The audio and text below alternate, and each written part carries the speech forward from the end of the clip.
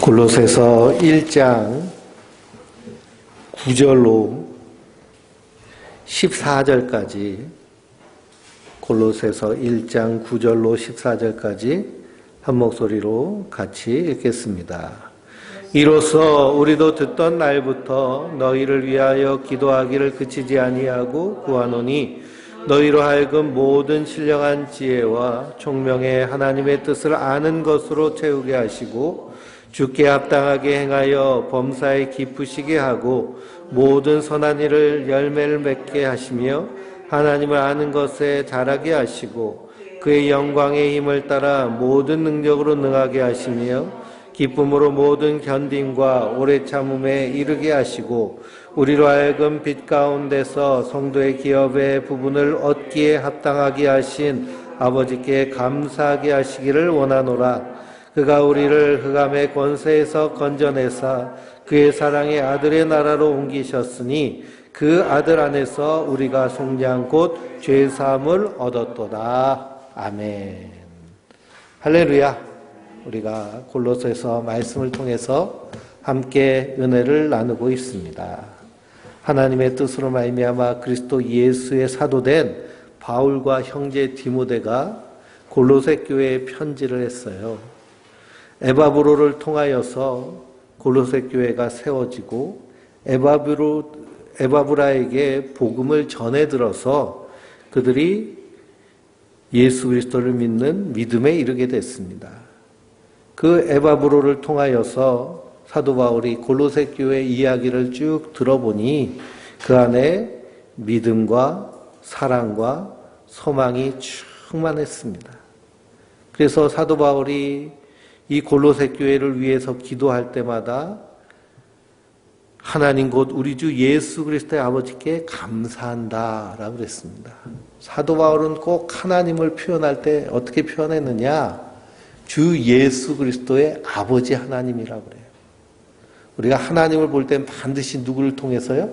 예수님을 통해서 하나님을 만나야 십자가를 통해서 구원하신 하나님, 사랑의 하나님을 만날 수 있습니다. 십자가를 통과하지 않고요. 예수님을 통과하지 않고 구약의 하나님 만나면요. 심판하신 하나님, 분노하시는 하나님, 징계하시는 하나님, 징벌하는 잔인한 하나님으로 우리가 만나게 됩니다. 그러나 십자가를 통해서 예수님을 통해서 그 하나님을 배울 때 그 하나님은 사랑의 하나님이세요. 그래서 사도 요한은 하나님은 사랑이시니라. 그 풍성한 무조건적인 사랑을 우리가 이 땅에서 충만히 누릴 때 우리도 이 땅에서 하나님의 사랑으로 서로 사랑하며 사는 자가 되는 줄 믿습니다. 그래서 기도할 때마다 하나님 곧 우리 주 예수 그리스도의 아버지께 감사했는데요. 감사의 이유가 뭐 때문이에요? 믿음과 소망과 사랑 때문입니다. 데살로니가 교회에 편지한 데살로니가 전서도 읽어보면 사도 바울이 데살로니가 교회를 생각할 때마다 기쁨과 감사가 충만했어요. 왜 그러냐? 그들에게 믿음의 역사와 사랑의 수고와 소망의 인내가 풍성하였기 때문입니다. 그렇게 믿음과 소망과 사랑이 충만할 수 있었던 이유는 뭘까요? 사도들이 전한 복음을 들을 때 그들이 그것을 사람의 말로 듣지 아니하고 하나님의 말씀으로 들었기 때문입니다. 골로새 교회도 마찬가지죠. 6절에 보면 이 복음이 이미 너희에게 이르매 너희가 듣고 참으로 하나님의 은혜를 깨달았기 때문입니다. 그래서 복음은 바로 믿음은 들음에서 나옵니다. 골로새 교회 성도들도 듣고 참으로 하나님의 은혜를 깨달았습니다. 우리가 무엇을 듣고 사느냐가 참 중요합니다.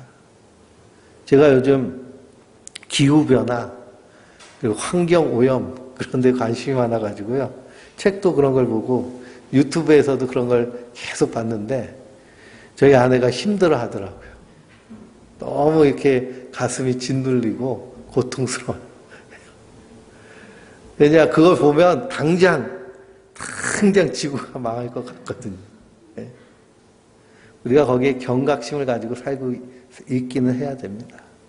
그러나 그래도 성도는 이 땅에서 기쁨과 감사로 사는 자들이에요. 이 어려운 때에 하나님 우리를 불러주신 분명한 소명이 있습니다. 부르심의 이유가 있어요. 그러기 위해서는 우리가 하나님 말씀을 부지런히 듣고 그 안에서 날마다 하나님의 은혜를 깨달아야 될 줄 믿습니다. 그 깨닫게 하신 분이 성령님이시거든요. 그래서 우리가 날마다 기도할 때 지혜와 총명을 더하여 달라고 기도해야 됩니다. 오늘 읽은 본문 말씀에 사도 바울의 첫 번째 기도의 제목도 지혜와 총명의 하나님 뜻을 아는 것으로 채우게 하시고 라고 기도했거든요. 그래서 믿음과 소망과 사랑. 그래서 여기서 믿음이라는 것은 분명합니다. 누구를 믿는 믿음이에요? 예수 그리스도를 믿는 믿음이에요. 그런데 이 믿음을 다른 걸로 바꾸는 사람들이 있어요. 조앤 오스틴 같은 사람. 긍정의 힘, 성공의 7가지 열쇠, 베스트셀러 책을 내고 한국 교회가 막 거기에 막 흥분해가지고 따라가고. 근데 그 내용에는 예수님을 믿는 믿음이 없어요. 뭐가 있느냐? 내가 성공한다. 내가 잘 된다. 내가 이긴다. 그게 믿음이에요. 이걸 믿음의 신학이라고 그러고요. 번영 신학이라고 그럽니다. 근데 우리는 내가 잘 될 수도 있고 못 될 수도 있잖아요. 성공할 수도 있고 실패할 수도 있고요. 건강할 수도 있고 망할 수도 있고 병들 수도 있습니다. 그게 내가 원하는 대로 되나요? 원하는 대로 되지 않죠. 이 죄악 가득한 세상 가운데 살다 보면 그런 일을 당할 수 있습니다. 그러나 성도는 그런 일에 일희일비하는 자들이 아니라 모든 상황 가운데서 내게 능력 주신 자 안에서 내가 모든 것을 할 수 있는 사람이에요. 믿음과 소망과 사랑으로 살 수 있는 자들. 그 시작이 무엇이냐? 바로 예수 그리스도를 믿는 믿음입니다. 예수님이 나의 허물과 죄를 대신 지시고 십자가에 달려 죽으셔서 나를 죄에서 구속하셔서 그래서 속량하시고 하나님 나라 백성으로 삼으신 거예요. 그러니 나를 구원하시기 위해서 값을 치르셨는데 그 값이 무슨 값이에요? 예수님의 피값이에요. 하나님이 사람이 돼서 이 땅에 오셔서 나를 위해 피 흘려 주셨어요. 그리고 내 값은 얼마예요? 예? 내 값을 매길 수 없어요. 그래서 우리에게 주신 은혜를 값없이 주신 은혜라고 그러거든요. 공짜로 주신 것이 아니라 값을 도무지 매길 수 없을 정도로 엄청나기 때문에 값없이 주신 겁니다. 우린 그 은혜를 받은 자들이에요. 세상 사람들은 서로 비교하고 경쟁하면서 자기 값어치를 매깁니다. 그러니 돈이 많으면 많을수록 자기가 더 값어치 있는 인간인 것처럼 그렇게 생각되잖아요. 젊은 청년들이요. 돈도 없는데 값비싼 외제차를 끌고 다니면서 자기 과시를 하려고 합니다. 그러면서 그런 사람들이 운전하는 차는요. 아주 험하게 운전하고 누가 자기 앞에 끼어들면 막 빵빵거리고 번쩍거리고 그러면서 분노를 바라고 보복 운전까지 하죠. 그런 이유가 뭘까요? 자기가 이 세상에서 어떻게 해서든지 높아지려고 하는 그런 의식, 심리 때문에 그렇습니다. 그러나 우리는 그런 데서 자기의 존재, 자기의 정체성을 찾는 자들이 아니라 어디서요? 십자가에서. 예수 그리스도의 십자가에서 나의 존재성을 찾는 거예요. 그래서 예수님은 구원받은 성도를 향해서 천하보다 귀한 영혼이라고 분명히 말씀하셨습니다. 아, 귀하고 귀하다. 내가 이렇게 귀하니 함께 예수 그리스도의 십자가의 피로 구원받은 우리 성도들도 어떤 거예요? 옆에서 예배드리는 성도들도 귀하고 귀한 거예요. 그렇기 때문에 그리스도 안에서 모든 성도에 대한 사랑이 일어나는 겁니다. 나를 그렇게 사랑하셨듯이 나도 서로 사랑하는. 그러면서 이 땅에 소망을 두지 아니하고 어디에 소망을 두고 하늘에 소망을 두고 하늘에 쌓아둔 소망으로 말미암아 기뻐하는 거예요. 우리가 하늘의 소망을 쌓는다는 것은 이 땅에서 생존을 위해 사는 것이 아니라 생명을 위해 살고, 나의 이름을 위해 사는 것이 아니라 하나님의 이름, 명예를 위해 사는 것이 바로 복음을 위해 소망을 하늘에 두고 사는 겁니다. 똑같은 일을 해도요, 똑같은 일을 해도 내 이름을 위해서 하는 것이랑 주님을 위해서 하는 것은 분명히 다르죠. 학교에서 아이들을 가르칠 때도 하나님의 영광을 위해서 가르치는 거랑 자기의 이름을 위해서 그냥 돈벌이 하는 거로 위해서 가르치는 거랑은 차원이 다릅니다. 그것을 소명의식이라고 하죠. 성도는 그래서 하늘의 소망을 가지고 이 땅에서 지혜롭고 충성된 청직으로 사는 자들인 줄 믿습니다. 그 믿음과 소망이, 사랑이 충만해요. 그것은 에바브로를 통해서 들은 복음을 깨달았기 때문입니다. 이 골로새 교인들을 향해서 사도 바울이 기도하는 내용의 말씀이 오늘 읽은 본문의 말씀입니다. 우리 9절을 한번 읽어볼까요? 이로써 우리도 듣던 날부터 너희를 위하여 기도하기를 그치지 아니하고 구하노니 너희로 하여금 모든 신령한 지혜와 총명에 하나님의 뜻을 아는 것으로 채우시게 하시고 그랬습니다.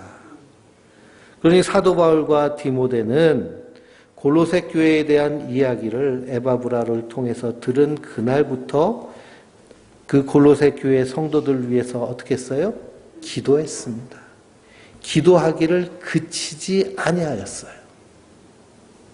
초대교회 사도들이 하는 가장 큰 사역은 무엇이냐 하면 말씀을 전하는 일과 기도하는 일 두 가지가 가장 큰 사역이었습니다. 그러면서 교회가 커지면서 구제하는 일 때문에 서로 다툼이 일어나니까요. 구제하는 일은 누구에게 맡기고요? 7명의 성령 충만한 집사님을 세워서 그 집사님들이 감당하고 사도들은 복음을 전하는 일과 기도하는 일에 전념했습니다. 그러니 우리 신앙생활에서의 핵심은 무엇이냐? 하나님의 말씀을 통해서 하나님을 알아가는 것이 제일 핵심입니다. 그리고 내가 본 하나님의 말씀을 가지고 하나님과 대화하며 기도하는 인격적인 관계를 맺는 것이 또 다른 핵심입니다. 말씀과 기도는요, 우리 신앙생활의 핵심이에요. 그러니 성도는 아침에 일어나면 말씀을 읽고 그 말씀을 붙잡고 기도하고 하루를 시작하는 것이 성도가 해야 될 가장 우선순위의 삶인 줄 믿습니다. 그렇게 사셔야 돼요. 날마다 나에게 주시는 말씀, 날마다 나에게 주신 은혜, 그 말씀 붙잡고요, 하나님과 대화하듯이 사는 거예요. 우리 안에 마귀의 도전이 얼마나 많이 있는지 모릅니다. 그 도전이 올 때마다 우리는 무엇으로 이기는 자들이에요? 말씀으로 이기는 자들이에요. 그럼 뭘 잘 알아야 돼요? 하나님의 말씀을 잘 알아야죠. 그러면 그 말씀으로 이길 수 있는데 그렇지 않으면 그냥 넘어지게 돼 있습니다. 그래서 사도 바울은 이 골로새 교회를 향해서 기도하기를 그치지 아니하고 구하였는데요. 기도의 내용이 7가지로 나와 있습니다. 첫 번째는 모든 신령한 지혜와 총명에 하나님의 뜻 아는 것으로 채우게 하시고 이렇게 기도하고 있습니다. 그러니 하나님 나라 백성은요, 이 땅에서 무엇을 알며 살아야 돼요? 하나님의 뜻을 알며 살아야 돼요. 지혜와 총명은 성령님이 우리 안에 임하시면 주시는 은혜입니다. 그래서 하나님의 백성은 성령님이 임하심으로 우리 안에서 하늘의 지혜와 명철을 주세요. 그래서 성령님을 지혜의 영이라고 얘기해요. 성령님이 우리 안에 임하실 때 우리가 그 지혜를 가지고 하나님의 말씀을 상고하며 연구하며 거기서 무엇을 발견할 수 있을까요? 하나님의 뜻을 발견할 수 있어요. 우리가 갈라디아서를 함께 공부하면서 그리스도께서 너희에게 자유를 주셨다고 그랬잖아요. 그 자유를 가지고 육체의 기회로 삼지 말고 오직 사랑으로 서로 종로로 타라 그랬습니다.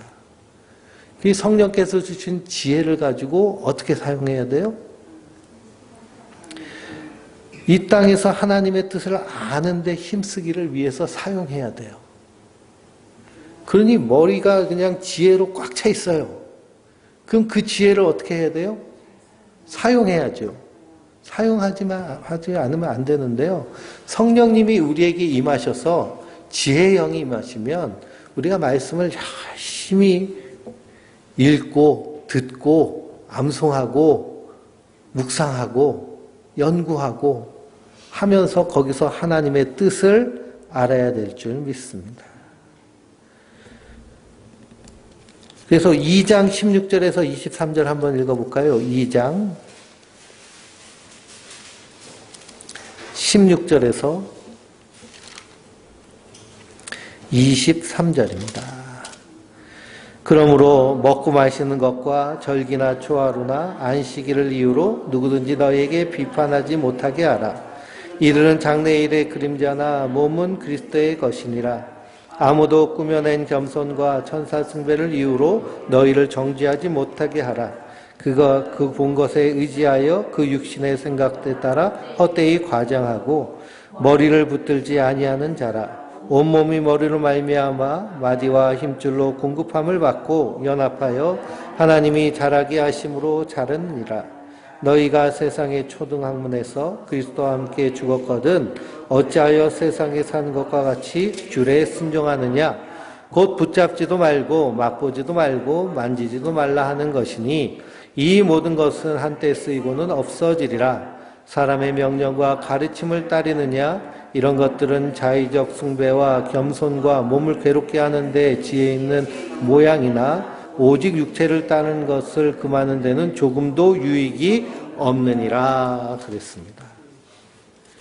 그러니 골로새 교회에 거짓 교사들이 들어왔는데요. 그들이 무엇을 가르치느냐 하면 먹고 마시는 것, 절기, 초하루, 안식일 이런 건 뭘까요? 율법주의입니다. 율법주의. 장래일에 그리고 꾸며낸 겸손, 천사 숭배 이건 뭘까요? 신비주의입니다. 신비주의. 그리고 세상의 초등학문들 그것은 인본주의고요. 그리고 자의적 숭배, 겸손과 몸을 괴롭게 하는 일들은 금욕주의입니다. 그러니 이런 것들이 들어와 가지고요. 예수 믿는 것으로는 부족하다. 골로새 교회는 새로 시작하는 공동체잖아요. 새로 시작하는 공동체에는요. 여러 가지 신앙에 미숙한 점이 많습니다. 그리고 새로 신앙생활하는 분들은 신앙에 미숙함이 있어요. 그러니 바로 배워야죠. 바른 신앙생활이 뭔지를 바르게 배워야 되는데 바른 신앙생활은 오직 예수 그리스도를 나의 주 하나님으로 믿고 그분의 가르침에 따라 이 땅에서 하나님을 사랑하고 나를 사랑하고 이웃을 사랑하고 세상을 경영하는 겁니다.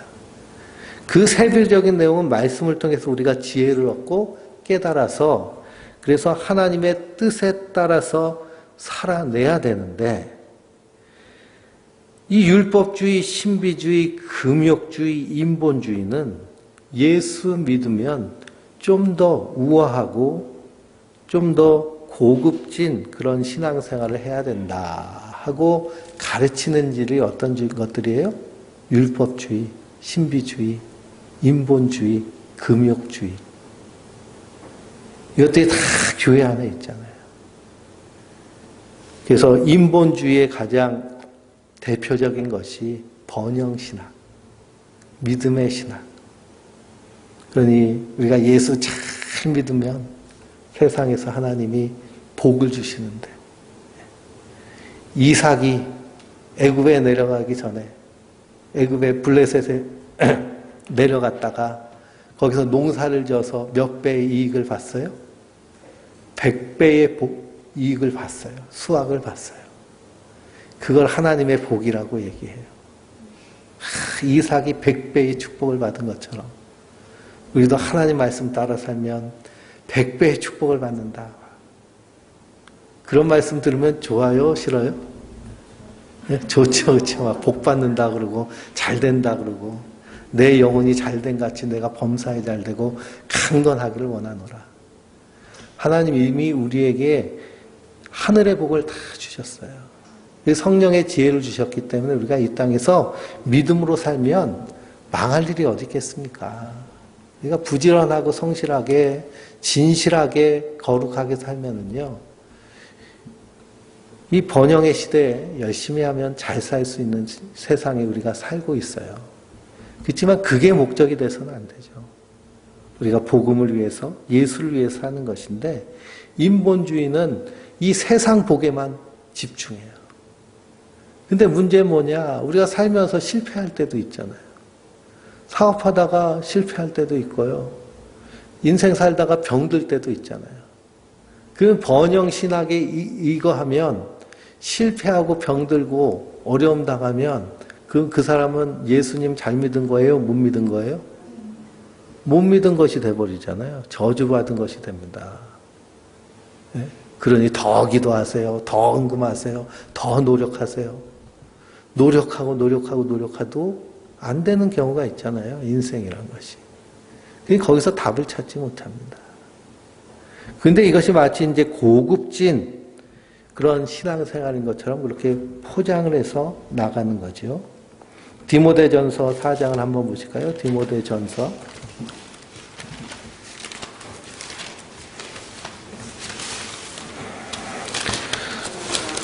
디모데전서 4장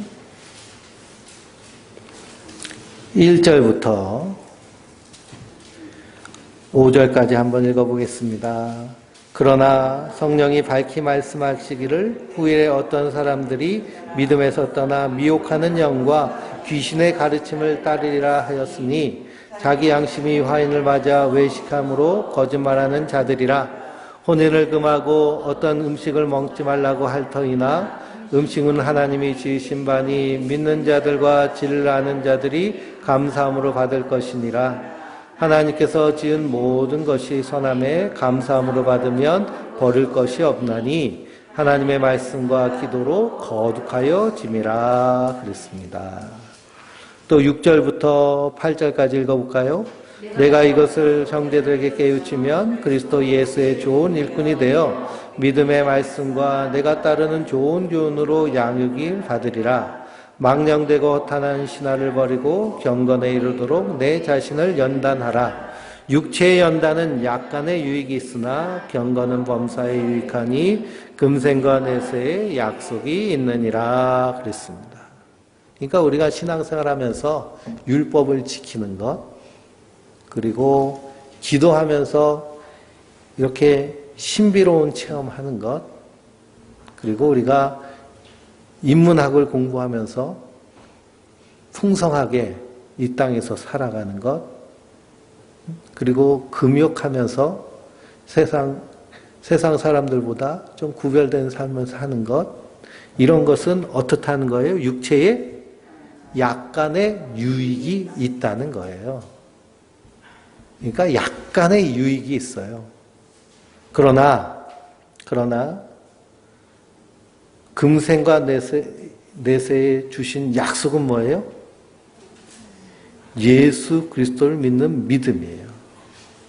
믿음의 말씀과 내가 따르는 좋은 교육으로 양육을 받으라 그랬습니다. 그 핵심이 무엇이냐? 5절에 하나님의 말씀과 기도로 거룩하여지는 거예요. 성도는 예수 그리스도 안에서 하나님의 뜻을 깨달아 아는 거예요. 오직 말씀도요. 거기서 오직 예수가 돼야지 다른 것이 끼어들어가면 그 문제가 되는 겁니다. 그러니 모든 신령한 지혜와 총명으로 하나님의 뜻을 우리가 분명히 알아야겠습니다. 사도 바울은 이 하나님 뜻 알기를 간절히 고대하며 기도합니다. 하나님의 뜻을 알아야 성도가 바로 신앙생활을 할 수 있기 때문에. 그러나 율법주의나 금욕주의나 신비주의나 인본주의 안에서는 하나님의 뜻 발견하는 것이 아니라 육체에 약간의 유익이 있을 뿐입니다. 그래서 하나님의 뜻은 그리스도 안에서 그래서 하나님의 뜻이 무엇이냐? 13절 14절을 볼까요? 그가 우리를 흑암의 권세에서 건져내사 그의 사랑의 아들의 나라로 옮기셨으니 그 아들 안에서 우리가 속량 곧 죄의 사함을 얻었도다 그랬습니다. 그가 우리를, 그는 누구예요? 그는 예수님이에요. 예수님이 우리를 흑암의 권세에서 건져내사 그의 사랑의 아들의 나라. 그러니 하나님 나라는 누구의 나라예요? 예수님의 나라. 아들의 나라가 하나님 나라예요. 그 나라 백성 삼으시기 위해서 값을 치르고 우리를 하나님의 백성으로 삼으신 거예요. 그게 하나님의 뜻이에요. 그러니 우리는 이 땅에서 대한민국 시민으로 살지만 어느 나라 백성으로 살아요? 하나님 나라 백성으로 살아요. 그러면 우선순위가 대한민국 시민이 우선순위예요? 하나님 나라 백성이 우선순위예요? 하나님 나라 백성이 우선순위예요. 대한민국 법이 앞서요? 하나님의 법이 앞서요? 하나님의 법이 앞서요. 근데 하나님의 법은 훨씬 더 차원이 높습니다. 하나님 원하시는 것은 공의와 사랑이에요. 그러니 대한민국 법 안에 공의와 사랑을 더하면 어떨까요? 더 풍성해지는 사랑의 법이 됩니다. 아무리 강력한 법도요, 거기에 사랑이 있으면 그 법은 좋은 법이에요. 근데 법이 있는데요, 거기 사랑이 없이 냉혹하면 어떻게 될까요? 그 공의가 어그려져 있으면 어떡할까요? 그러면 가난한 자는 그 무서운 법을 다 덤탱이 쓰고 부유한 사람은 그 법에 해당받지 않습니다. 세계가 그렇잖아요. 이 땅이 그렇고 대한민국이 그렇습니다. 가난한 사람은 잘못하면요, 법대로 그냥 다 두들겨 맞아요. 근데 부자들은 어떻게 해요? 부자들은 전관 예우 변호사 쓰면 돼요. 검사나 판사, 검사 중에도 뭐 검사장 출신, 판사도 판사장 출신, 이런 사람들이 변호사 개업을 하면 그 사람한테 가가지고 내 재판 좀 해결해 주시오 하고 몇 억씩 갖다 주면 어떻게 해요? 예? 사형받을 것이 무기징역이, 집행유예가 돼서 나옵니다. 그리고 우리가 그 사회적으로 좀 언론에 이슈가 된 그런 사건들 있잖아요. 사건들 보면은 우리가 볼 때는 이거 정말 사형도 10번 시켜도 모자랄, 그러니까 미국처럼 한 300년, 500년씩 그렇게 형벌을 매겨도 아깝지 않을, 속이 풀리지 않을 그런 범죄인데 막상 재판을 해가지고 판결 나면 어떻게 나와요? 한 년 3년 나오고 한 2년 나오고 1년 6개월 집행유예 나오고 그 막 속이 부글부글 끓죠. 그 왜 그런 판결이 나왔을까요?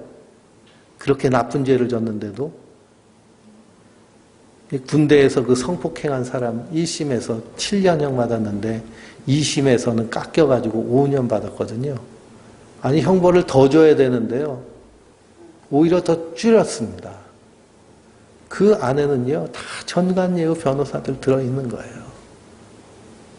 그러니 돈 있는 사람에게는 법이 그냥 물렁물렁하고 가난한 사람에게는 법이 그냥 무섭게, 그게 공의가 무너진 나라의 특징이에요. 대한민국은 그래도 그나마 선진국입니다. 저 가난한 나라들 가보세요. 더 심하고 더 악나라죠. 그러니 성도는 이 땅에서 하나님 나라 백성으로 사는 거예요. 하나님의 뜻에 따라서. 생존을 위해 사는 자들이 아니라 생명을 위해 사는.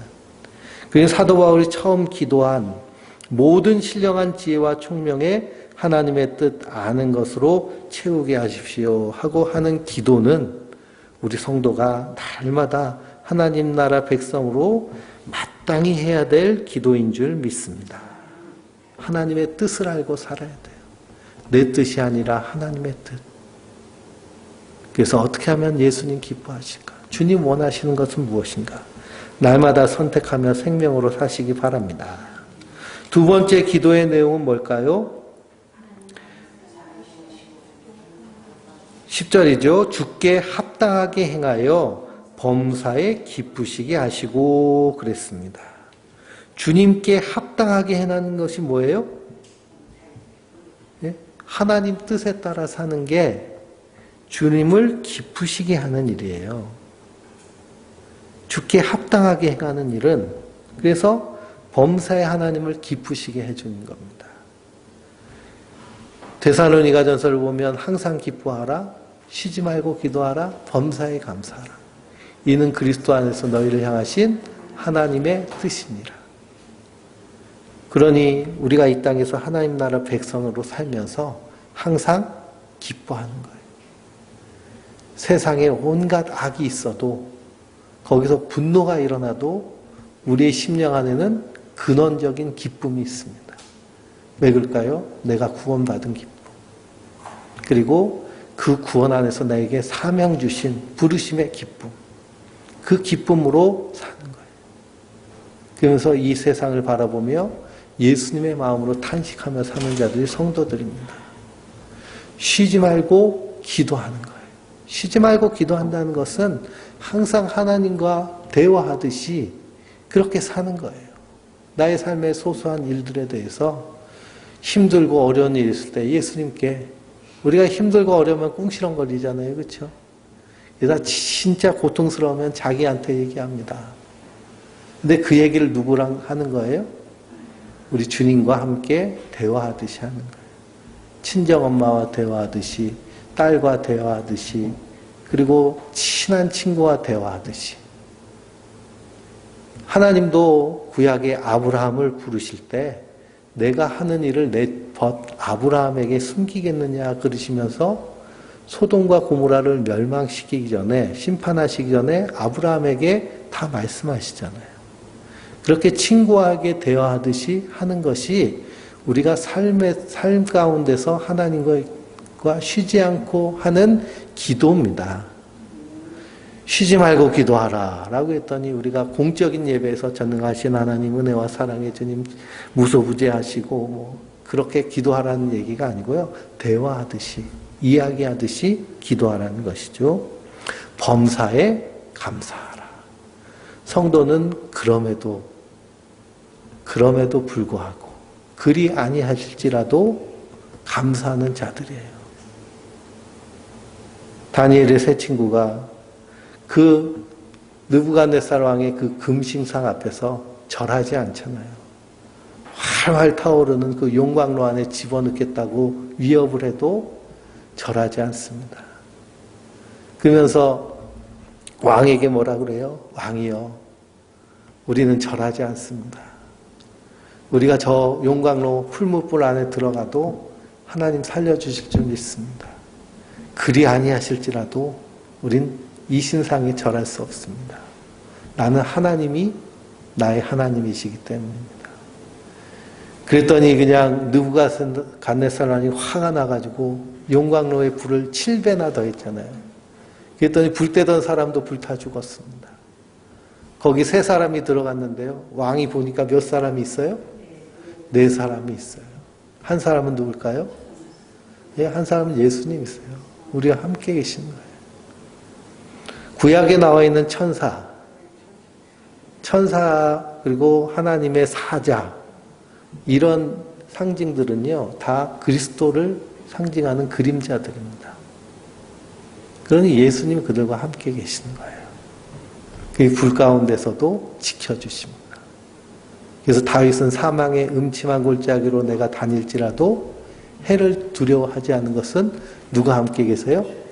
주께서 나와 함께 계심이라. 그래서 항상 기뻐하고 쉬지 않고 기도하고 범사에 감사하는 것. 이게 하나님의 뜻이잖아요. 이 뜻이 하나님 나라를 이 땅에서 살아내는 것입니다. 그러니 한 주께 합당하게 행하여 범사에 기쁘시게 하고 세 번째 기도는 뭘까요? 모든 선한 일에 열매 맺게 하시며 그랬습니다. 모든 선한 일에 열매 맺게 하시며. 그래서 우리가 이 땅에서 선행을 해가잖아요. 구약의 이스라엘 백성들에게 항상 하나님 원하시는 선행 세 가지가 있습니다. 하나님을 향한 선행, 고아와 과부와 나그네를 신원하는 것, 그리고 금식하며 기도하는 것이 하나님을 향한 선행입니다. 그러니 우리가 이 땅에서도 고아와 과부와 나그네를 불쌍히 여기고 돌보는 마음으로 살아야 됩니다. 그래서 우리 텔레비 보다 보면은 도와주세요 하면서 이렇게 나오잖아요. 지금 기후변화 때문에 우리나라도 오늘 이제 비가 와서 얼마나 좋은지 몰라요. 근데 우리나라도 그렇고 저 미국 서부 지역도 그렇고 비가 오지 않아서 엄청나게 어려움을 겪었습니다. 30% 모내기를 하지 못했다고 그러죠. 올해 30%. 근데 정말 어려운 사람들은 어떤 사람들일까요? 가난한 나라 사람들. 저 사하라 사막, 아프리카의 가운데 사하라 사막이란 엄청나게 큰 사막이 있거든요. 그것을 사헬 지역이라고 그럽니다. 원래 거기가 다 사막이 아니었어요. 원래 풀도 나고 그래서 양 키우고 염소 키우며 유목하는 지역이 사헬 지역이었습니다. 근데 기후변화가 심해지면서 거기에 아예 비가 오질 않아요. 그 사람들 심각한 식량난 가운데 있는데 그 사람들에게 구제로 이렇게 식량을 유엔에서 지원해줘요. 우리나라도 선진국이니까 엄청나게 많은 돈을 유엔에 기부하면, 식량 기부하면, 거기서 이제 곡창지대에서 밀을 사가지고 거기다 공급을 해줍니다. 그 밀을 어디서 주로 샀느냐면 우크라이나에서 샀어요. 그런데 전쟁이 나가지고 러시아가 항구를 다 막아놓고서는 이 밀을 수출하지 못하도록 금지시켰거든요. 그러니까 누가 굶어 죽어요? 예? 그 지역에 있는 사람들이 굶어 죽어요. 그래서 우리가 선한 일에 힘써야 됩니다. 그리스도인이라면 자기 배를 위해서 채우기 위해 사는 자들이 아니라 가난한 자들을 위해서. 대한민국에 살면은요, 세계 10% 안에 드는 부자들이에요. 집에 냉장고가 있고, 세탁기가 있고, 에어컨이 있으면 10% 안에 드는 부자입니다. 거기다 차까지 있으면은요, 그러면 더 부자예요. 그게 기본적으로 우린 어떻게 살고 있어요? 부자로 살고 있어요. 가난해도 나라에서 다 먹여주잖아요, 웬만하면. 그러니까 법을 잘 이용해서 살면 굶어 죽을 일이 없습니다. 근데 그런 곳에는요, 당장 먹을 것이 없어서 죽어가요. 그래서 우리가 선한 일을 위해서 힘써야 됩니다. 근데 선한 일을 한다라고 할 때, 선한 일을 한다. 그래서 선한 일에 열매 맺게 하시며 그랬는데요. 선한 일을 할 때 이 일이 하나님을 위해 하는 일인가, 안 그러면 내 의를 위해서 하는 일인가, 우리가 그것도 구별을 잘해야 됩니다. 이렇게 선한 일을 할 때 자기를 위해서 자기 의를 쌓는 일이면 누구 이름이 나타나야 돼요? 내 이름이 나타나야 돼. 내 이름이. 내 이름이. 그러니 교회에 헌금해도 주보에 자기 이름이 딱 써 있어야 돼요. 이름이 빠지면 큰일 나요. 전화해가지고 목사님이 내 이름이 빠졌다고. 왜 이런 실수를 할 수 있냐고요. 그러니까 헌금 영수기에 이름 들어간 교회들은요, 거기 아주 신경을 많이 씁니다. 이름 빠지면 또 실족해서 안 나온다 그러면 또 힘들잖아요. 그렇죠? 자기 이름, 자기 영광이 드러나고 자기 이름이 나타나기를 원하면 이건 주를 위해 하는 거예요? 나를 위해 하는 거예요? 내 의를 위해서 하는 거예요. 그건 하나님 받지 않으십니다. 주를 위해 하는 것은요, 오직 예수님만 영광 받으시면 돼요. 그래서 멸류관 받은 성도들이 어린 양의 보좌 앞에서 24 장로들이 자기가 쓰고 있는 영광의 면류관을 어떻게 해요? 다 벗어가지고 어린 양께 드립니다. 내게 영광 돌리지 말라는 거예요. 나는 하나님의 은혜로 사는 자들이지. 그러니 하나님을 향한 선한 일은요, 내 이름이 나오는 것이 아니라 오직 예수님의 이름이 나오게 하시는 것. 성도는 이 땅에서 선한 일을 하며 열매 맺어야 될 줄 믿습니다. 그 일을 위해 기도하는 거예요. 그리고 세 번째 기도의 제목은 뭘까요? 하나님을 아는 것에 자라게 하시고, 하나님을 아는 것에 자라가야 됩니다. 그 다음은요, 그의 영광의 힘을 따라 모든 능력으로 능하게 하시며. 그의 영광의 힘이 뭘까요? 영광의 힘. 영광의 힘. 2장 15절을 읽어볼까요? 2장 15절. 갈라디아서 2장 15절. 통치자들과 권세자들을 무력케 하여 드러내어 구경거리로 삼으시고 십자가로 그들을 이기셨느니라. 아멘. 그러니 십자가가 영광의 힘이에요. 성도에게 힘과 능력은 십자가예요.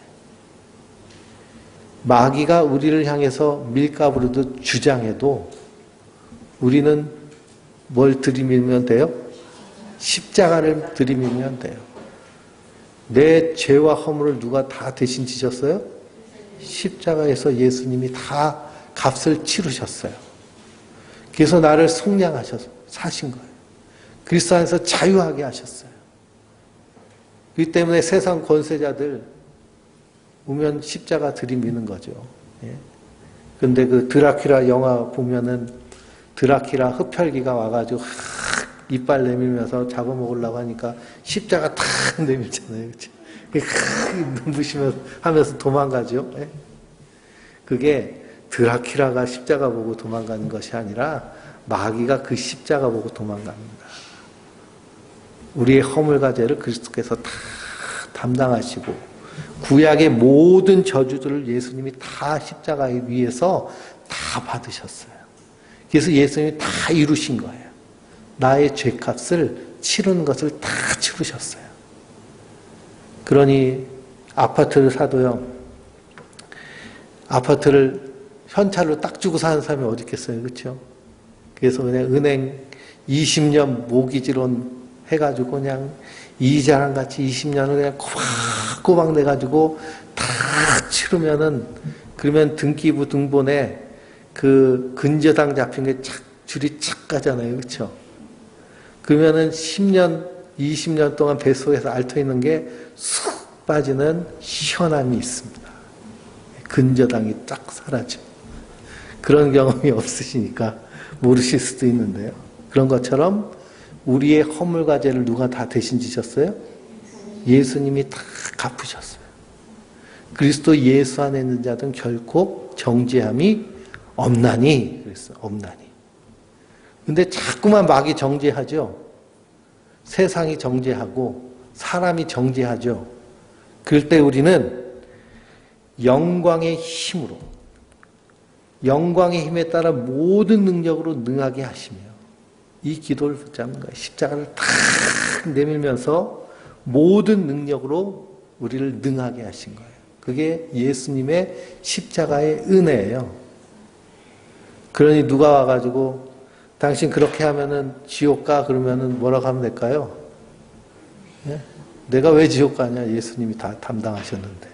너나 가라 지옥. 그렇게 하시면 됩니다. 예수님이 다 감당하신 거예요. 성도는 그 안에서 자유한 자예요. 근데 율법주의는 뭐라 그래요? 당신 그렇게 해서 천국 가겠어? 그런 거예요. 율법주의는 당신 그래서 천국 가겠냐고. 뭘 천국을 내가 어떻게 한다고 가요? 예수님이 내 멱살 끌고 가셔야 가는 거죠. 그렇죠? 그러니 우리는 그 사랑과 은혜 안에 있기 때문에 날마다 그 십자가의 힘을 따라 모든 능력으로 하나님 말씀대로 하나님 나라를 살아가는 자들인 줄 믿습니다.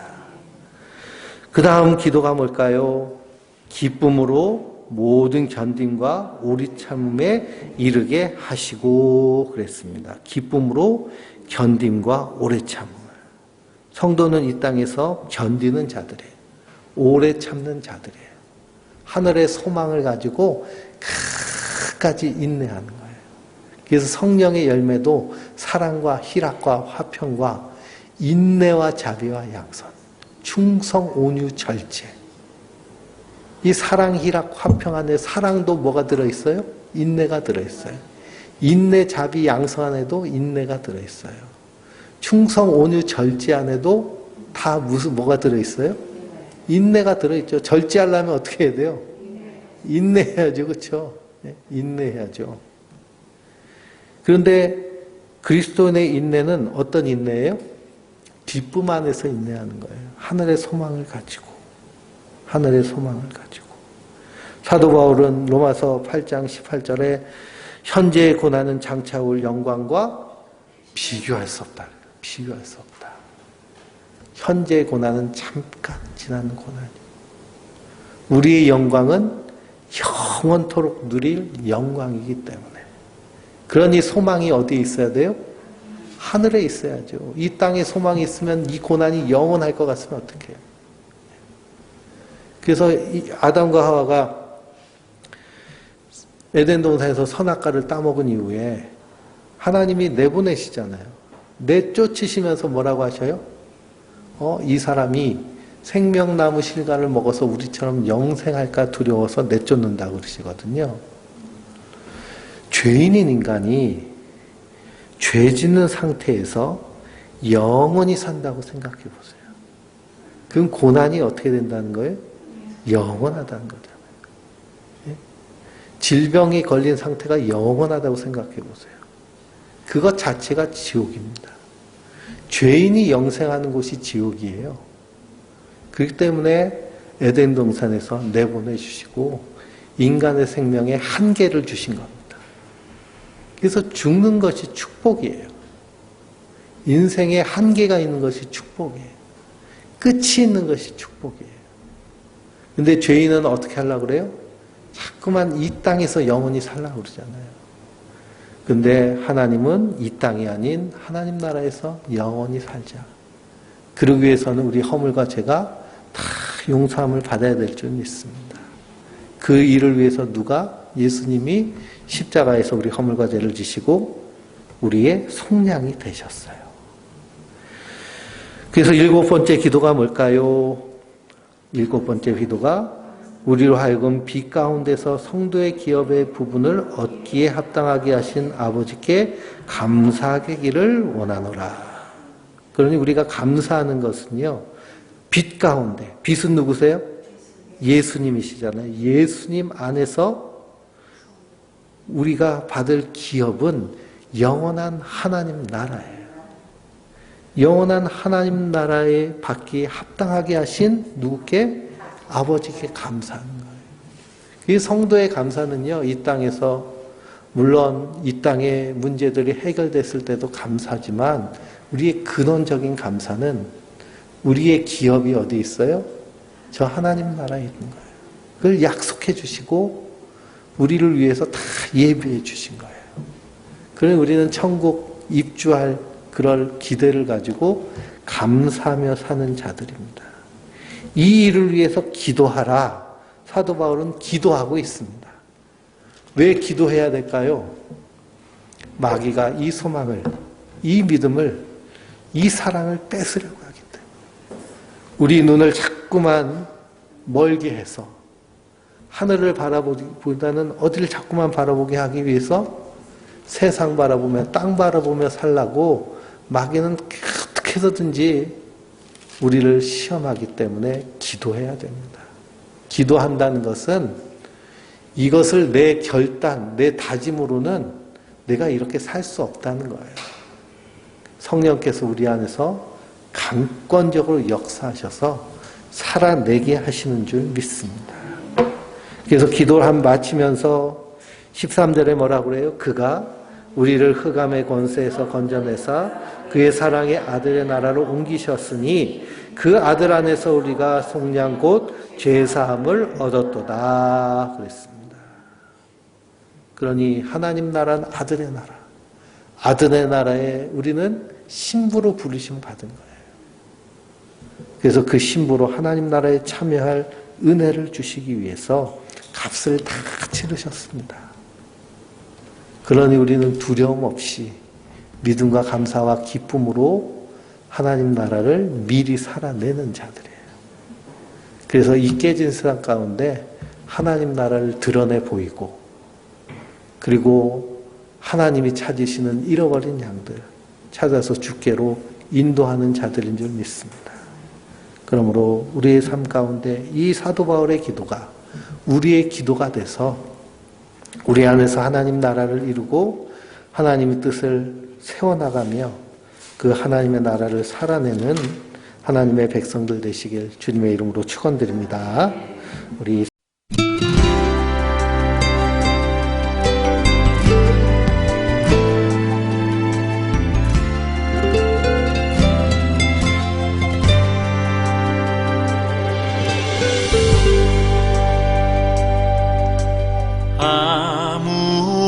아무것도 두려워 말라.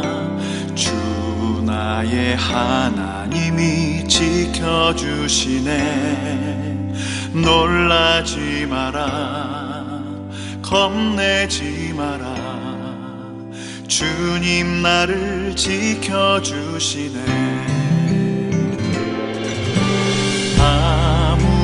아무것도 두려워 말라. 주 나의 하나님이 지켜주시네. 놀라지 마라. 겁내지 마라. 주님 나를 지켜주시네.